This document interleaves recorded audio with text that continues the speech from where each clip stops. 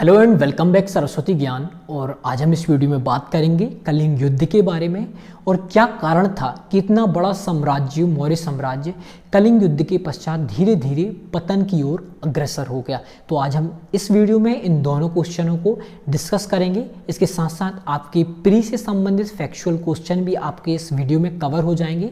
इसके साथ साथ मेंस की आंसर राइटिंग लिखने के लिए हम प्रयास करेंगे कि आपको एक कहानी के माध्यम से कलिंग युद्ध को समझाएं और पूरी आपको जो है समझ में आए। तो चलिए हम जान लेते हैं। सबसे पहले हम इतिहास पर नज़र डालते हैं तो हम देखते हैं कि चंद्रगुप्त मौर्य के द्वारा मौर्य वंश की स्थापना की गई थी, जिसमें उसकी सहायता किसने की थी?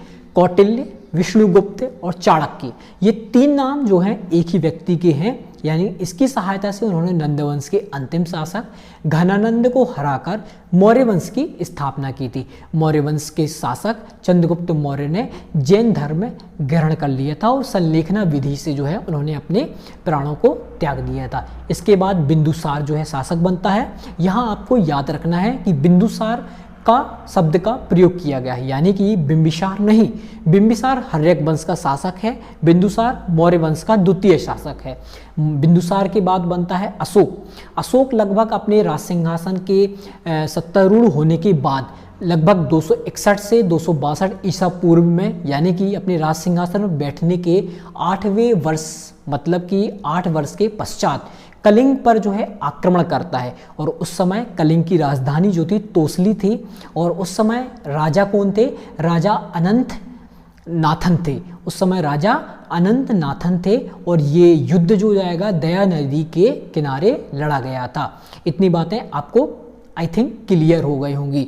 इसके पश्चात अशोक जब कलिंग युद्ध में इतने सारे नरसंहार और विभीषिका को देखता है तो उसका मन परिवर्तित हो जाता है। मन परिवर्तित होता है तो वह बौद्ध धर्म को उपगुप्त की सहायता से, एक उपगुप्त बौद्ध भिक्षुणी की सहायता से बौद्ध धर्म को ग्रहण कर लेते हैं। अब जब वह बौद्ध धर्म को ग्रहण कर लेता है तो वह सत्य, अहिंसा जैसे अच्छे मार्गों की ओर चल पड़ता है, यानी कि वह युद्ध के विचार को भी त्याग देता है, यानी कि मन में वह युद्ध के विचार को भी लाना छोड़ देता है। अब जब युद्ध के विचार को लाना वह छोड़ देता है तो उसके जो है सैनिक हो जाएंगे, युद्ध कला में प्रशिक्षण ही नहीं किए जाते थे, युद्ध कला में पिछड़ने लगते हैं, जिसके कारण उसके जो मौर्य वंश का साम्राज्य का जो पतन यहीं से उसका शुरू हो जाता है।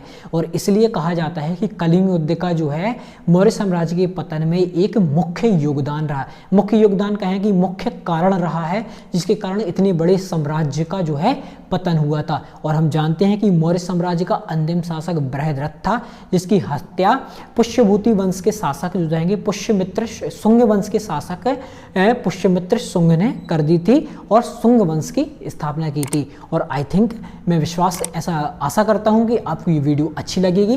और वीडियो अगर आपको अच्छी लगती है तो हमारे चैनल को सब्सक्राइब कीजिए और नोटिफिकेशन के लिए बेल आइकन को दबाना बिल्कुल ना भूलें। जय हिंद दोस्तों।